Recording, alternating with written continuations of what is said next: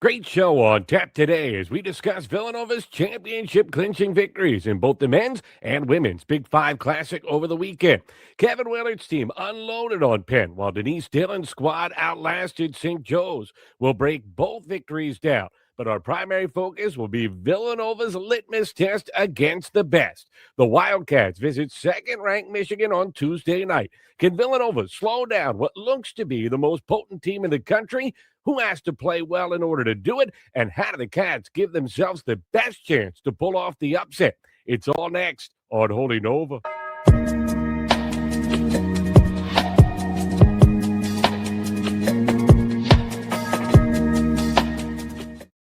Hi, everybody, and welcome to Holy Nova. We are part of the Big East Energy Network. I'm Matt Janis. Unfortunately, no David White this afternoon. He's busy being a lawyer. He will be back to break down the Michigan result later in the week. And I'm playing a little under the weather today, so hopefully you will bear with us. But we had to do the show. It's a big week for the Wildcats. Not only did they win a pair of championships in the Big Five, but the men's program has their biggest opportunity but tallest task of the season. We will have a full preview of that Villanova-Michigan game coming up. But first, we have to talk about the Wildcats' win in the Big Five Classic, taking care of business over Penn. It was 90-63. It wasn't always the prettiest of games, but a win is a win is a win, especially when it comes to City Series action. And as Kevin Willard alluded to earlier in the week, Villanova trying to get back to the heights that this program lived under during the Jay Wright era, or even in that zip code. Getting back to what Jay Wright had the Wildcats maybe seems a bit aspirational, but in order to get that direction, you've got to learn to win on stages like this. Not the best of atmospheres at the the Xfinity Mobile Arena, but it was a hotly contested game. It was a Penn team that had absolutely nothing to lose, played like it over the game's first 14, 15 minutes, and was right there with Villanova trying to work some Big Five magic and pull off an upset. Game was tied at 27. Penn was getting any look they wanted from the perimeter. The outside defense for the Wildcats continues to be a concern. But to the Wildcats' credit, Kevin Willard laid into his team during a timeout and decided they needed to play better perimeter defense. In fact, he didn't just challenge them to play better perimeter defense. He kind of threatened them that they needed to do it.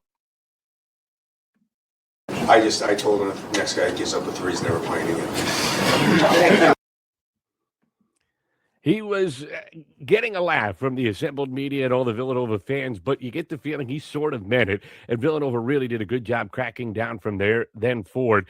Penn shot 50% from three. It's still a huge concern for Villanova, but they had to work much harder for their three-point shots, and the offense started to dry up. Villanova unleashed a 15-2 run to close out the first half. It ended the competitive phase of things, and the Wildcats cruise from there. When the offense gets going, boy, can it be pretty to watch. They shot 55% from the field. They shot 48% from three, 15 of 31. Do you worry that you would have liked to see that 48% three-point performance come on Tuesday against Michigan? Absolutely. Do you hope maybe they can build upon that momentum? Certainly. Did they last time they shot the ball like that when they set the program record for most threes made in a game against Sacred Heart?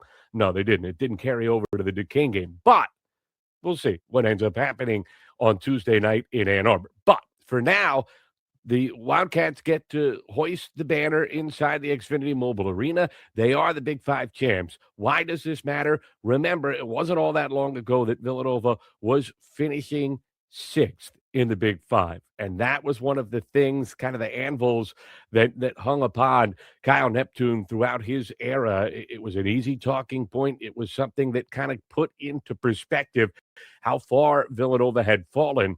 And now they were able to not just take care of business, but win all three of the Big Five games without any type of drama down the stretch. Temple was able to make one run on the Wildcats and get it a lead early in the second half. They were within single digits about midway through the second half, but Villanova controlling that game down the stretch. Meanwhile, on Saturday night at Xfinity Mobile, it was all Nova after those first 15 minutes. The late run seemed to let Penn kind of understand how much room there was talent-wise between the Wildcats and Quakers. Kevin Willard said, all the credit in the world to Fran McCaffrey. He always comes up with a fantastic offensive game plan. Boy, did they early in that game. Tons of movement, seemed to confuse Villanova. It has been a bugaboo for the Wildcats all season long. They're giving up too many uncontested three-point shots. It's something they've got to get figured out. They have two problems defensively. They struggle to stay in front of the ball, and then when they struggle to stay in front of the ball, they overhelp, and consequently, if you move the ball, you're going to get open threes. Penn did that in bunches, especially in that first half. They knocked down 7 first-half threes, all 7 of them coming, again, in those first 15 minutes of the half. So that's not the type of efficiency rate you're looking for if you're Villanova. If it's anywhere approaching that in the game against Michigan, it's going to be curtains. But it was Penn on Saturday. You get through it. You're playing a really good offense. You actually ended up holding them to 63 points, which is not a bad sign. There are things to build upon offensively. Bryce Lindsay, incredibly efficient yet again, had 18 points on only 7 field goal attempts. He knocked down 5 of 6 threes. Boy, when that guy gets going, it is fun to watch him shoot the basketball. Yet another double-double from Duke Brennan with 15 and 10. Devin Askew starting to get healthier and healthier. He had 17 points to go along with 3 assists. He knocked down 3 of his 8 3-point shots. Remember, this is a guy that's been through so much over the course of his career. We had an episode earlier this season detailing his journey of how he got here to Villanova, the injuries that he has faced, the adversity early in his career at Kentucky, the stops at Cal, and then having to go out to the West Coast to kind of get things figured out from there at Long Beach State, and now returning to the East Coast, playing at Villanova. Askew joking, I'd never heard of the Big Five until we started playing these games, but appreciate the passion the city of Villanova brings to the table when it comes to this Big Five showcase. Unfortunately, not enough people showing that passion. Small crowd at the Xfinity Mobile Arena. They got just over 10,000 for the 3 games combined. It wasn't the best of atmospheres, especially for the early games. Yet again, Villanova fans, though, showing out, showing up, making their presence felt. They had the biggest home following by far of any team over the course of the 6. They really, I thought, helped that team as things got a little hairy there late in the first half. Kudos to Nova Nation for continuing to be the best fan base in the city. They're the biggest, no doubt about that. And it is something that the Big Five is going to have to get figured out. If they want this type of thing to continue, you can't have a half-empty Xfinity Mobile Arena when you add up all the people that were there over the course of the entire afternoon. It's just not going to get it done. Everybody says play it at the Palestra. Problem is, the last time they had games at the Palestra that didn't involve Villanova when they were playing doubleheaders, they only had 3,000 people show up to that. This is the reason why we switched to this iteration of the event, to try to jumpstart some positive energy, some more notoriety, and get people back into it. It has not worked. It has been dropping in terms of attendance every single year. We talked to Aaron Bracey of Big5Hoops.com last week about what the future of the Big Five might hold. He talked about how important it was for Villanova to win because the Cats are facing probably quad 4 opponents and not getting much return out of the victories, but out of the respect for tradition, they would probably keep playing it as long as you aren't taking warts that end your NCAA tournament hopes. That will be things the committee look at down the line saying, we can't consider this team with that type of loss on the resume, even though it's a Big Five game. It's not really a quad 4 opponent that you're playing. Is the Big Five down? No doubt about it. Is this the same thing as playing a bye game against a random mid-major? Absolutely not. And I think that's one of the reasons why, big deal to get the win if you're the Wildcats. All right, so now we turn our attention to the task at hand for Villanova. It's the Michigan Wolverines, second-ranked team in the country, and it is quite the task. Dusty May, the head coach of the Wolverines, actually said this week, 3 weeks ago, we were terrible at times, and now the world is worrying about us peaking too soon. He joked he'd certainly rather deal with everyone thinking the latter, but he also said there's plenty of need for growth with this team. The natural follow up question would be where? This Michigan group has looked absolutely unbeatable here the last several weeks. They are 8-0 on the season. Half of their wins are by 40 or more points. They have another victory by 30 on their resume. They looked iffy early in the year. OT win over Wake Forest. Game, quite frankly, they should have lost. 4-point win against TCU. Those were both in early November, both on neutral sites. Since then, they have the 40-point victory against a really good San Diego State program. Then their most impressive performance of the season, a 40-point rout of Gonzaga. They also won their Big Ten opener by 40 against Rutgers and have a 30-point win against Auburn. They're beating ranked teams. Gonzaga and Auburn are legitimately top 25 teams. Gonzaga might be a top 10 program. They're just wiping the floor with them, completely non-competitive. This Michigan team, when they're going, there's no doubt about the fact they are the best in the country.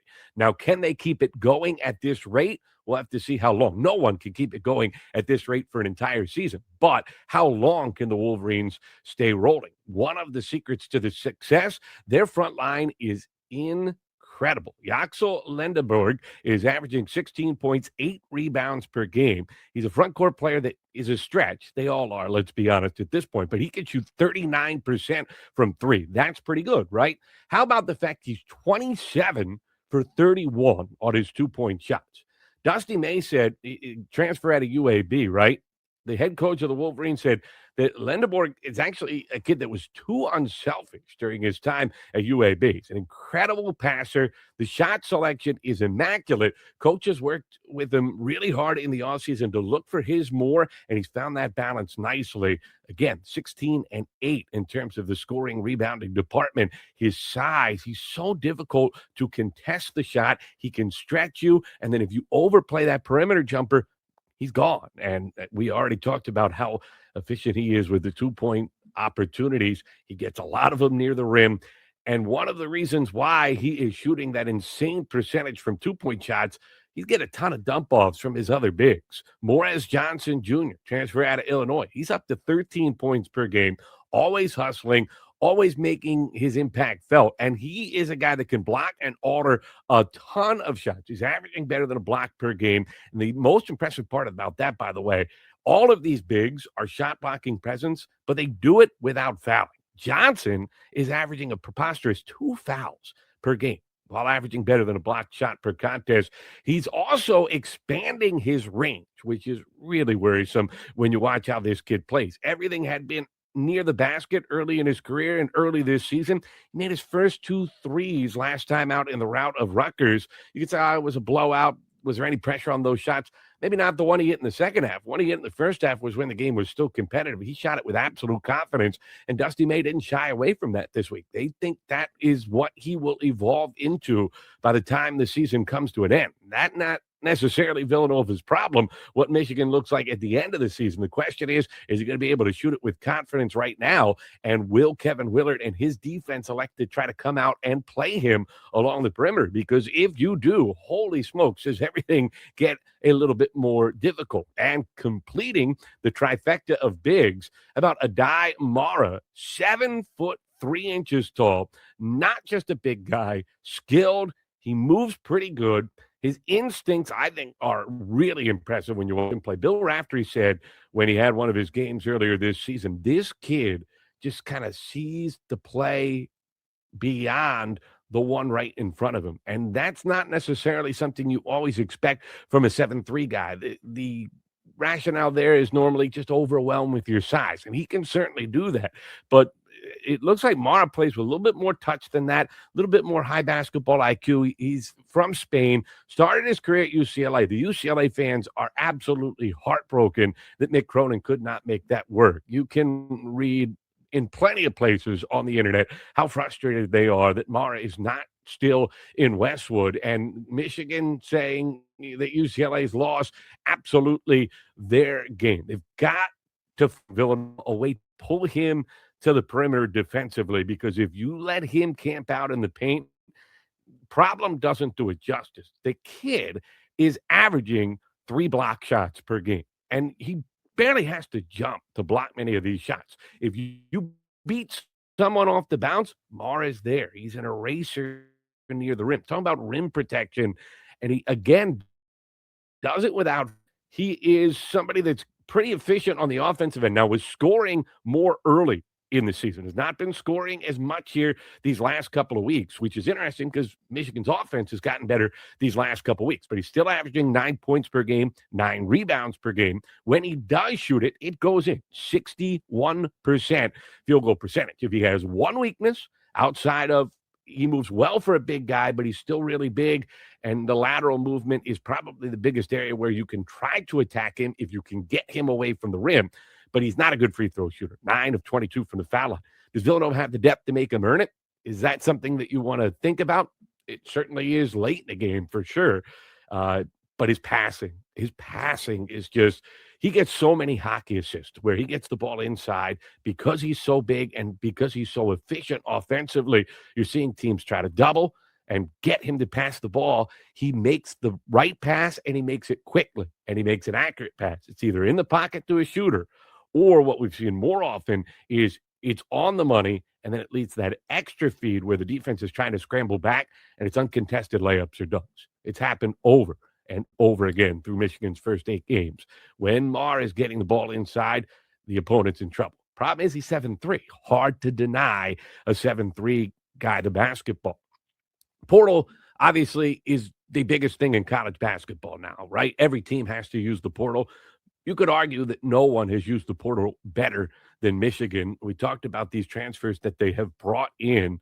We'll talk about one more when we speak on the guards, but it's the kind of guy that Michigan looks for out of the portal, and it's the program that Dusty May has been able to build. Watching all of his press conferences from this season in preparation for this Michigan preview, it is refreshing to listen to the way he chooses to build a roster and a testament, I think, to him and his staff's ability to recognize the type of person he wants. It's very similar to the way that you used to hear Jay Wright talk about finding guys through traditional recruiting. He says, if you're going to go to the portal, you've got to find a guy that is absolutely capable of scoring the basketball, that can fill it up, that can score in bunches, but whose primary thing isn't necessarily hunting his shot, that they're very able to play a supporting role if that's what is needed in a given game. And all of Michigan's portal pickups across the board are incredibly unselfish, even though they can all score it. So that is a testament to Dusty May and the Michigan staff. The unselfishness they play with is the reason why they are just destroying teams right now. Put a pin in that. Remember that as we talk about Villanova's keys in a moment of how they might be able to pull off this upset. Right now, we're talking about one more recruit or transfer addition on this Michigan team that is critically important. It's Elliot Cadeau. He's a guy that had 13 assists in the game against Gonzaga. Really skilled guard, an excellent distributor, transfer out of UNC. When he came to the Tar Heel program, everyone thought the world was his oyster. Didn't work out, decides to hit the portal in the offseason. Every big-name program wanted him. And I mean every big-name program wanted Cadeau. It pretty much came down to Michigan or Arizona. Gives you an idea of the type of player he is. Those were his two options.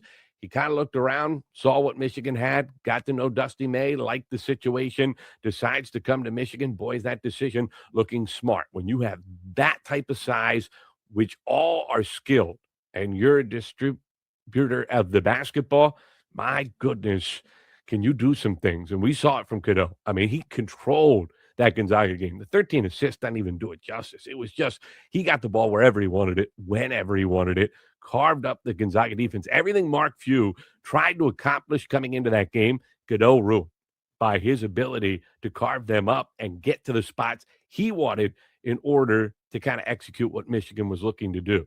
And that's the biggest thing with the Wolverines. When you have the size they do, right? You got to play positioning basketball. You got to make sure you're keeping them out of the spots where they can damage you. But you can't do it against a guard like Cadeau, or at least no one has been able to do it over the last 4 weeks. And even when they were struggling early in the season, TCU did a pretty good job against Michigan. forced them to settle for some shots, and the shot selection was not great in that game. But Michigan's defense ended up winning the day. Wake Forest game, Michigan, they had some spurts where they didn't look great offensively, but they ended up scoring 85 points. It's not like the offense was bad.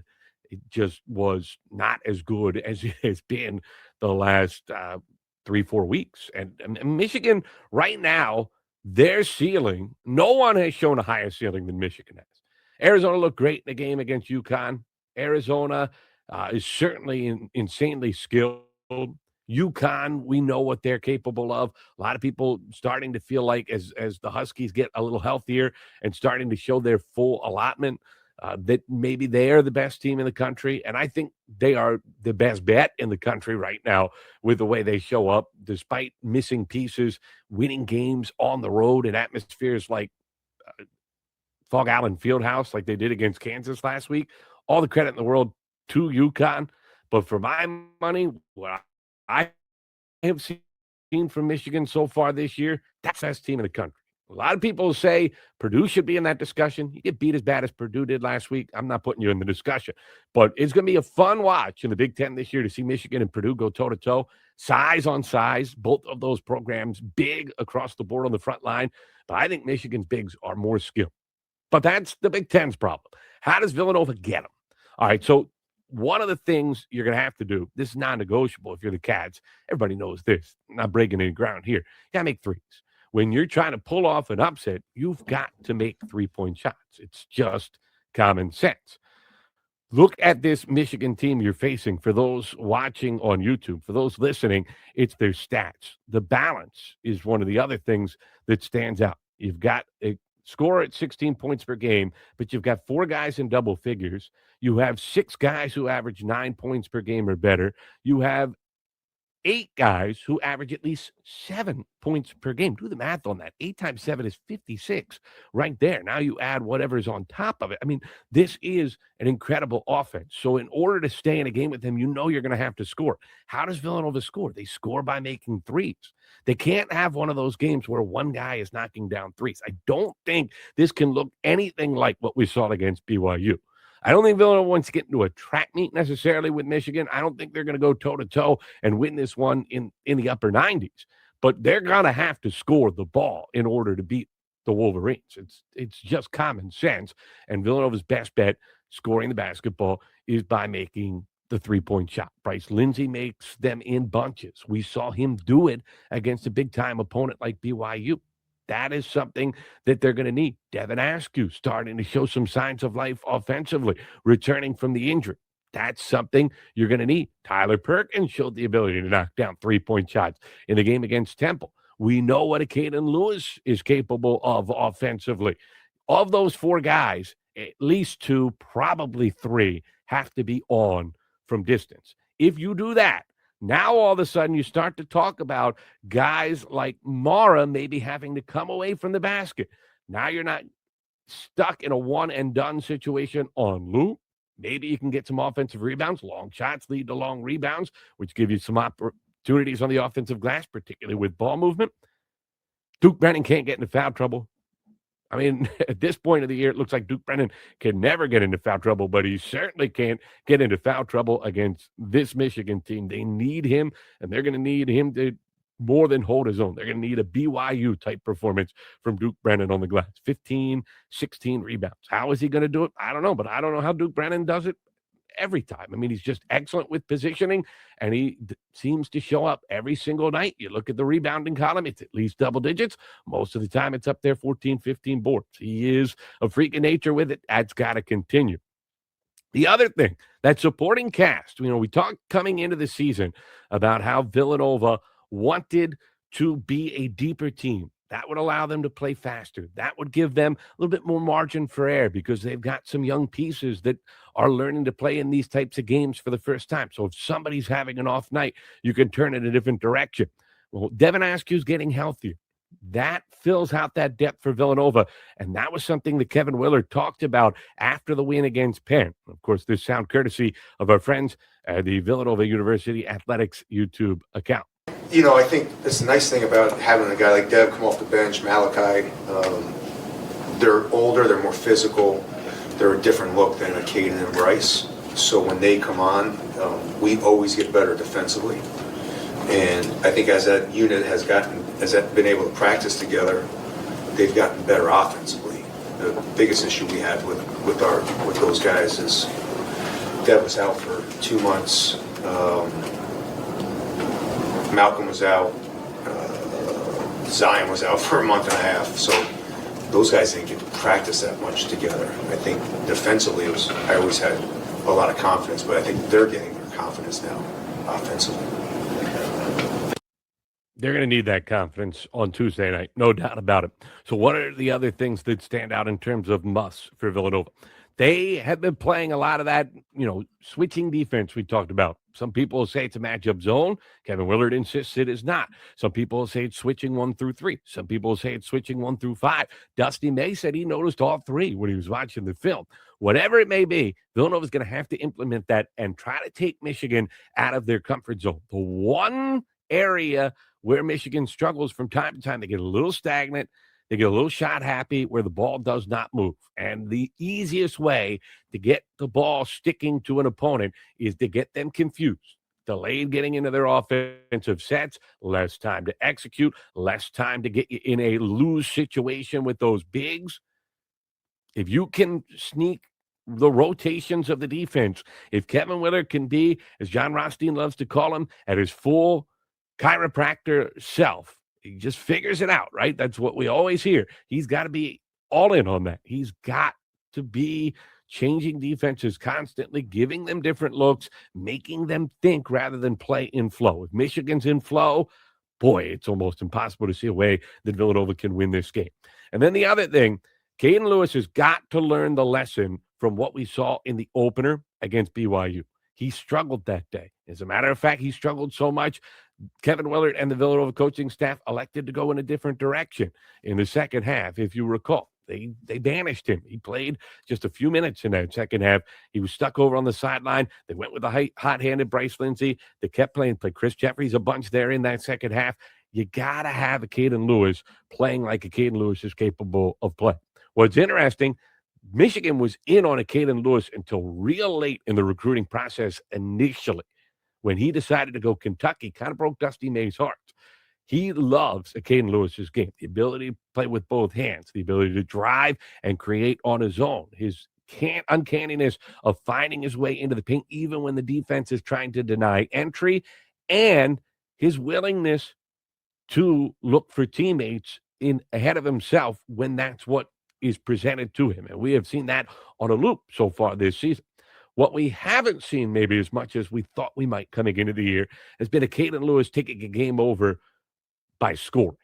This is one of those games where, boy, if he's going to do it, now would be the time, ideal time for Villanova fans. I think if Lewis has a big game, he's your biggest X factor difference maker. That's a huge deal. Duke Brennan's got to stay out of foul trouble. I know I mentioned that earlier, but it's worth mentioning again. Has to happen. If he's in foul trouble, hard to envision a path where Villanova can even stay within striking range of that type of size from Michigan. They just will be overwhelmed on the glass. Now, one other thing, though, about a Caden Lewis that I should mention, because Dusty May and Michigan were so involved in recruiting him, they know his strengths and weaknesses. Now, obviously, Lewis has gotten better since his time on the AAU circuit in high school, but they still have a really good feel for his game. That'll kind of get him a little further along in terms of trying to find ways to frustrate Lewis. Does he have a counter to that? That'll be something to keep an eye on as well. This is not necessarily a game Villanova has to win, which is a good thing because it's a tall task asking them to win this game. What is really important, both for Villanova and the Big East, they've got to be competitive in this game. You get 40-pieced with all the narratives that are swarming around the Big East right now. Georgetown got smoked this weekend by North Carolina. Marquette, not all that competitive against Wisconsin. Creighton, rough game against Nebraska. You got to start to win some of these games. This isn't necessarily the spot for Villanova, but as everybody's quick to point out, even though the numbers are starting to creep up computer-wise for the Cats, they're into the top 40 in the net now. They have not faced the toughest of competition to this point. There's a huge gap between not the toughest of competition and Michigan. Again, I don't think they need to win this game. They go out and lose by 40. doesn't mean season over. They beat Gonzaga by 40. Gonzaga is probably at least a Sweet 16 team, if not better. But it's not good for Villanova's reputation in terms of their status as a potential NCAA tournament team, and it's not good for the Big East. Competitive game on the road against a really good opponent.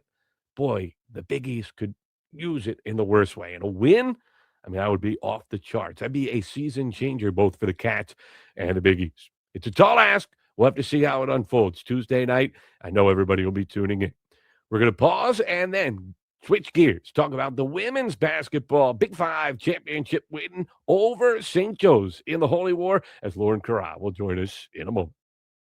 Hey, reminder, please like the video. It helps us get in front of more Villanova fans. Subscribe if you haven't already to the Big East Energy Network. It helps us spread the word about all of our coverage of the best and most exciting and intriguing basketball conference in the country. We welcome in our women's basketball analyst now, Lauren Carra.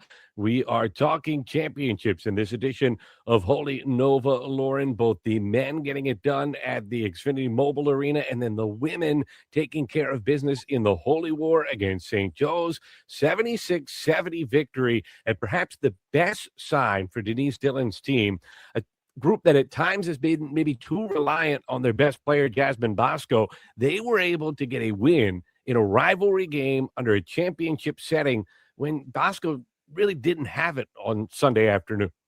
Yeah, she didn't. And, for her to be the player that she is, that teams are going to focus in, they're going to key on her. But to have McCurry step up, you had Jones hitting really big shots and big moments, especially in the beginning of the game, to get Villanova up off the ground and running. And then Bender at the end of the game, 2 big threes. Usually that's Bosco in that situation. But then you have a freshman stepping in and hitting 2 big threes like that. There's really no better position you want to be in moving forward into conference play. The one encouraging thing for Bosco, I guess there were really 2 encouraging things for Bosco on a night where she shot 4 of 16 from the field, was still involved with a 5-to-1 assist to turnover ratio, 5 dimes, just the 1 turnover. And then Lauren, she dealt with some foul trouble in that third quarter, was able to play through it. She picked up her third early in that second half and did not pick up another foul, which is a big deal. Remember, that's a big part of the reason they lost that Fairfield game was when they lost her. Yeah, and her maturity, especially when she picked up that third foul and being able to stay in the game like she did, she was orchestrating and getting down the floor in transition and finding the open player. I mean, she found Allen in transition. She was finding McCurry in transition. And when she's not finding her shot, that yesterday she was getting the shots normally that she would hit. Unfortunately, they don't go down every night. But she knew that a lot of her shots weren't falling, so she took it upon herself. And again, we talk about her being in that leadership role. She was finding her teammates, and she was finding them in perfect spots. It's different talking to you about basketball than talking to Christine, who joined us last week. I don't think she remembers a shot she missed her entire career. So it's good to hear you acknowledge they don't always go in. Yeah, there weren't too many shots Christine didn't like, to say the least.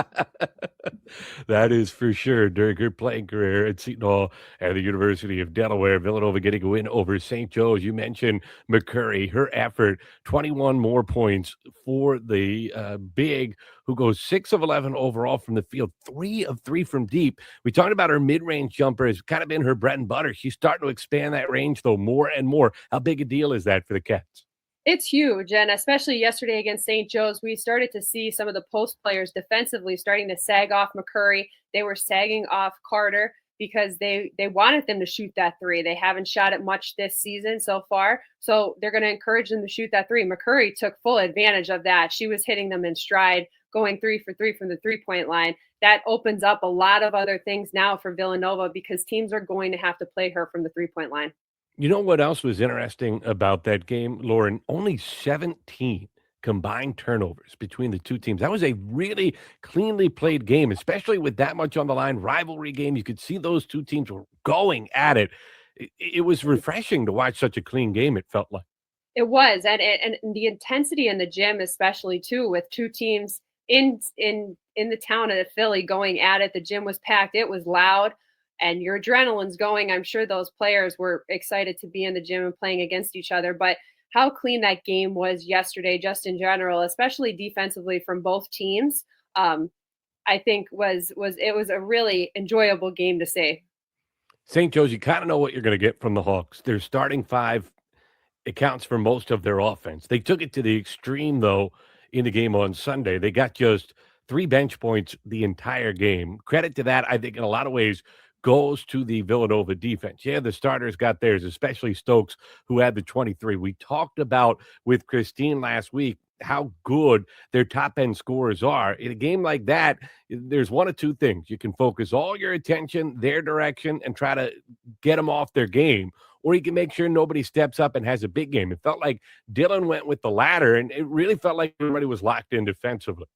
It did, and it seemed as though Villanova came out switching on everything, giving everyone an opportunity to play everybody, almost as if Coach Dillon and her staff felt as though they can go toe to toe, regardless of whether or not who was on who, if they switched. And that seemed to work out really, really well. Villanova got into a little bit of trouble when they started to stay.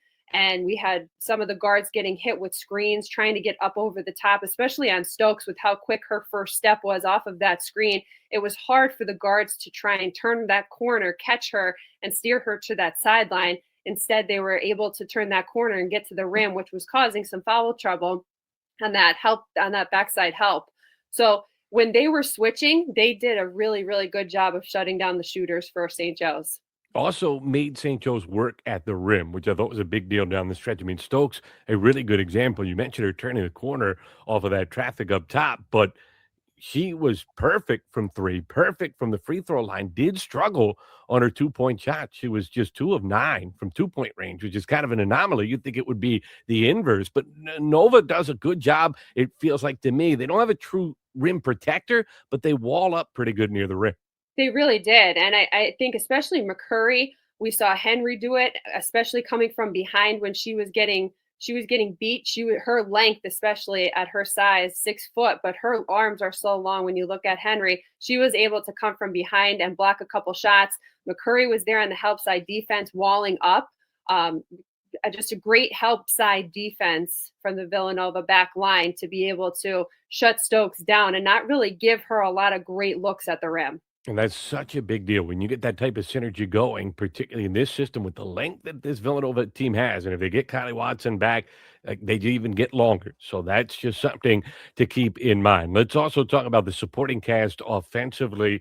Coming into the season, Denise Dillon was touting Jones' ability to knock down the 3-point shot. She has been a little streaky in the early part of this season, and unfortunately streaking more towards the struggle end than the successful end. Not at all, though, on Sunday. In a lot of ways, she really filled the void during some slow moments for Villanova and kind of stole them that game. She did, and she got Villanova going. She got 2 really good open looks from 3 and knocked them down as clean as could be. And then she just continued to roll from there. And her energy too on the defensive end of the floor, you have to give her credit because there were times where she was switching onto some of the post players for St. Joe's. She was clearly outmatched, but she was working to try and front to try and keep those post players behind her. So her energy on the defensive end, I don't think is as noticed as what she does on the offensive end of the floor as well. It's a really good point. As Villanova was able to hold St. Joe's to 13 points in the second quarter, 18 points in the fourth quarter, and St. Joe's really picked up the tempo in that fourth quarter to try to get going. And yet there were 2 separate 30-second shot clock violations because Nova was so locked in defensively. It never felt like St. Joe's found that rhythm after a pretty strong opening quarter. One other player we have to touch on that has been, to me, I don't know if we want to go as far as a revelation, but a real key punch off the bench for this Wildcat team. Brooke Bender, her development, real good sign for this group. I know you like what you saw from. Yeah, yesterday, especially in an environment like that, as a freshman coming in off the bench in a championship environment, we keep talking about how important that is to get that experience. And against a team like St. Joe's, they're big, they're physical, they have athletes, they can score the basketball. Brooke Bender hit 2 huge threes in that fourth quarter when St. Joe's was really trying to rally the troops there and kind of make a run. Brooke Bender just put the game away with 2 clean threes off the top of the key. Clutch kid, which is a great sign. Villanova was clutch across the board They make 13 of 16 free throws. Again, clean, did not turn the basketball over. That's basically 3 games in a row. They've done a magnificent job taking care of the ball. That, as we circle back to the lead, Jasmine Bosco, is such a good sign. You have a scoring point guard. Most of the time, one of your biggest worries is going to be protecting the ball. It's only natural when you're asking that much out of your point guard. There's only so many directions she can pay attention. She seems like she's really been as good a true point guard as she has been a scorer so far, at least the last few weeks. Yeah, and that comes with the maturity that we've seen from her. And the nights when shots aren't falling, she got off 16 shots, but that's a normal night to see her get off 15 or 16 shots. Most of the nights we see half of those fall. We didn't see them fall last night. But the maturity in her is, well, my shots aren't falling. I'm going to find other people and get them the basketball. And she's not forcing it. She's getting it to the people she needs to get it to. And that's just part of the game that seems to be coming very easily to her now. You saw Villanova win on a championship stage. It's Big Five City Series. It's not the Big East. It's obviously not winning in the NCAA tournament, but it is still winning a championship. It is still a rivalry game. Holy War matters. It is a local opponent. You could tell there was a little extra juice in the fin on Sunday. What does this do for this team's confidence? Obviously, the West Virginia win was huge. Following it up with that victory against Georgetown was even more important because that's a league victory. Then you add to it a championship. That's quite a week for Denise Dillon-Steve. It really is. And I think Christine Mata touched on it last week is you don't get a lot of chances to win championships, especially during the season when you go and you play in tournaments at Christmas time, at Thanksgiving time. You want to win a championship because you only have 2 opportunities to do so. The Big East is probably one of the hardest conferences to win a regular season championship when you're playing such difficult teams night in, night out. You know, you throw the ball up, and especially you have the team like UConn, who's in the conference as well, one of the probably the best team in the country. It's hard to go and win a championship. But for this group and the maturity that we've seen since the beginning of the season alone, for them to get a championship in their back pocket on top of a top 25 win, Villanova is really rolling right now into league play.